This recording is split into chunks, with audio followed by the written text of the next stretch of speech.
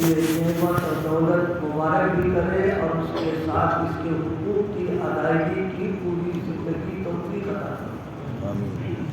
ظاہر ہے بچے کو یہ جو نعمت ملی ہے اس میں والدین کا بھی دخل ہے، اور پھر اسی کے ساتھ جس ادارے میں انہوں نے تعلیم حاصل کی ہے اس ادارے کا پورا عملہ، اور پھر ادارے کے جتنے معاونین ہیں سب کی محنتوں کوششوں کے نتیجے میں یہ خوشی اور مبارکباد کے دن اللہ نے نصیب فرما دیے ہیں۔ لہذا سارے لوگ مبارکباد کے مستحق ہیں کہ اللہ پاک نے ان کی محنتوں کو قبول فرمایا اور اس کی بنیاد پر یہ نعمت مل گئی۔ اس کے ساتھ دعا پورے عالم میں جہاں کہیں بھی دین کا کام جس شکل کے اندر بھی ہو رہا ہو، اللہ پاک اس کام کی حفاظت فرمائے، کام کرنے والوں کی حفاظت فرمائے اور ضروریات کے پورا ہونے کا غیر سے انتظام فرمائے۔ آپ حضرات کے علم میں ہے کہ تکمیل حفظ قرآن پاک کے تعلق سے چونکہ یہاں پر ہم سب لوگ جمع ہوئے ہیں، اسی کی مناسبت سے ایک آیت کریمہ کی میں نے تلاوت کی۔ لمبی بات نہیں ہے، مختصر سی چند باتیں آیت کے تعلق سے عرض کرنی ہے۔ سب سے پہلی چیز، اللہ پاک نے خود قرآن کا تعارف کرایا کہ قرآن ہے کیا۔ ایک تو یہ کہ کوئی چیز ہے اس کو پہچانوایا جائے، اس کا تعارف کرایا جائے، لیکن کوئی دوسرا آدمی کرائے، اور ایک یہ کہ جس کی چیز ہے وہ خود بتائے کہ کیا ہے۔ تو ظاہر سی بات ہے جس کی اپنی چیز ہوگی وہ اس کی حقیقت کو جانتا ہے، اس کے اثرات کو جانتا ہے، اور اس کی تمام سب چیزوں خوبیوں سے واقف ہے، تو وہ جو کچھ بتائے گا وہ یقیناً صحیح ہوگا، سچ ہوگا، حق ہوگا۔ اور قرآن کا تعارف ہم اور آپ کیا کرائیں؟ نہ ہماری اوقات ہے، نہ ہماری حساب ہے، نہ ہمارا اتنا علم ہے۔ دنیا میں جتنے علم والے ہیں ان سب کا علم ایک طرف اور اللہ پاک کا علم ایک طرف، اور ایمانداری کی بات یہ ہے کہ کسی کا علم اللہ کے علم کا مقابلہ کر ہی نہیں سکتا۔ کیوں؟ اس لیے اللہ کا علم ذاتی ہے اور ہمارا جو علم ہے وہ عطائی ہے، یعنی اللہ پاک کا جو علم ہے ان کا اپنی ذات کا علم ہے، کسی کا دیا ہوا نہیں ہے، اور ہمارے پاس جو علم ہے وہ ان کا دیا ہوا ہے۔ اور وہ بھی قرآن نے بڑے مزے کی بات کہی، وَمَا أُوتِيتُم مِّنَ الْعِلْمِ إِلَّا قَلِيلًا۔ علماء جانتے ہیں یہاں جو اللہ پاک نے تعبیر اختیار فرمائی ہے وہ بڑی عجیب غریب تعبیر کی ہے، اور اس تعبیر کو کر کے قیامت تک کے آنے والے علماء، فضلاء، فقہاء، محدثین، مجتہدین سب کو اللہ نے بتا کہا تمہاری ذہانت، تمہاری ذکاوت، تمہاری سمجھداری، تمہاری عقل کی بنیاد پر کچھ نہیں ہے، یہ ہم نے تم کو دیا ہے۔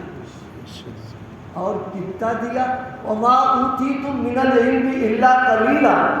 عربی قاعدے کے اعتبار سے اللہ کا لفظ استعمال کرنا، پھر قلیل کا لفظ استعمال کرنا، ہم اپنے سادے لفظوں میں کہیں سمندر ہو اور آپ سوئی اس کے اندر ڈالیں اور ڈال کر کے آپ اس کو نکالیں تو کتنا پانی آئے گا؟ لیٹر 2 لیٹر آ جائے؟ نہیں، بہت۔ اللہ فرما رہا دیکھو کوئی بھی علم والا ہو، فرمایا دماغ میں یہ نہ رہے کہ ہماری محنت کا نتیجہ ہے، نہیں۔ علماء تشریف فرمائے، ان کے کام کی تو نہیں کہوں گا لیکن ان کے مذاکرے کے طور پر کر رہے ہیں۔ اللہ پاک نے علم کے دینے کے 2 راستے کرے، ایک وہ ہے جو محنتوں سے آتا ہے، جو ہماری درسگاہوں میں پڑھایا جاتا ہے، اور ایک علم وہ ہوتا ہے کہ ان کی نظر کسی پر پڑ گئی اور براہ راست اللہ نے اس کو دے دیا، یہ علم وحی کہلاتا ہے۔ کسی کو وحی ملے، کسی کو کسبی ملے، سب ان کی عنایت۔ قرآن مجید میں ابھی موضوع پہ آ رہا ہے، لیکن ایک بات عرض کریں، قرآن پاک میں ایک موقع پر اللہ پاک نے حضرت نبی کریم صلی اللہ علیہ وسلم کو مخاطب کر کے ان کے واسطے سے پوری کائنات دنیا کے علماء کو قیامت تک کے لیے بتا دیا، ہم جب چاہیں لے بھی لیں، یہ نہیں کہ مل گیا تو میری اب آپ کا ہو گیا، ہماری چیز ہے، ہم جب چاہے لے لیں گے آپ سے۔ تو میں نے کیا عرض کیا؟ میں نے عرض یہ کیا، قرآن اللہ کی کتاب ہے، اللہ ہی اس کا تعارف کرا سکتا ہے، دنیا کا کوئی آدمی اس کا تعارف نہیں کرا سکتا۔ کیا فرمایا؟ وَإِنَّهُ لَكِتَابٌ عَزِيزٌ۔ سب سے پہلی بات اللہ فرما رہے کہ قرآن میرا کلام بھی ہے اور میری کتاب بھی ہے۔ سمجھانے کے لیے آپ کے سامنے بول رہے ہیں، ہماری زبان سے جو باتیں نکل رہی ہیں یہ بولنے والے کا کلام ہے، اور اسی کو اگر لکھ دیا جائے گا وہ کتاب بن جائے گی۔ تو قرآن میں دونوں باتیں ہیں، ایک اللہ کا کلام ہے اور دوسرے اللہ کی کتاب۔ قرآن کو اللہ کی کتاب کہا، ایک بڑے کام کی بات سب کے سمجھنے کی ہے۔ دنیا کی ساری کتابیں پرانی ہو سکتی ہیں، قرآن دنیا کی ساری کتابوں کے نقوش مٹ سکتے ہیں، دنیا کی ساری کتابوں پر دیمک لگ سکتی ہے، ختم ہو سکتی ہے، لیکن اللہ فرما رہا ہے یہ میری کتاب ہے اور غلبے والی کتاب ہے، کوئی کتاب اس کا مقابلہ نہ کرے گی، نہ یہ مٹ پائے گی۔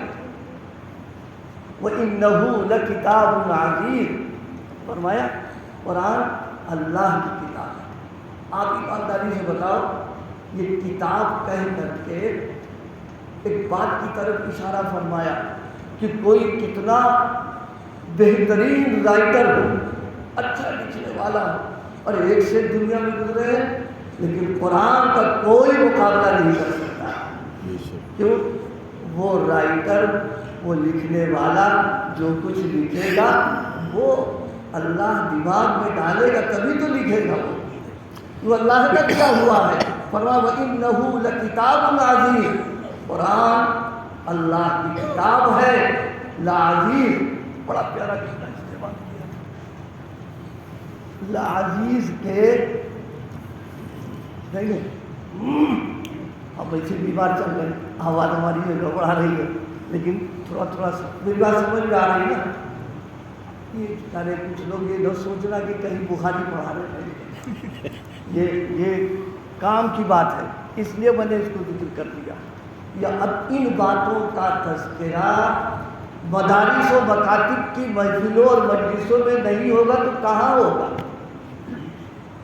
آج تو ہم لوگ صرف قرآن کی تلاوت کر دیتے ہیں، اس سے آگے کوئی مسئلہ ہمارا نہیں۔ یہ بھی بہت بڑی نعمت ہے، یہ سمجھ لیجئے، تلاوت قرآن بھی بہت بڑی نعمت ہے۔ تلاوت قرآن، قرآن مجید کا دیکھنا، یہ سب نعمت ہے، یہ بہت اچھی چیز۔ لیکن آگے کی بات یہ ہے کہ قرآن کو سمجھا جائے، اس کے معنی اور مطالب کو سمجھا جائے، کیوں؟ تاکہ اس پر عمل بھی کرے۔ تو میں نے کہا قرآن مجید کی اللہ نے تعارف کراتے ہوئے فرمایا وَإِنَّهُ لَكِتَابٌ عَزِيزٌ۔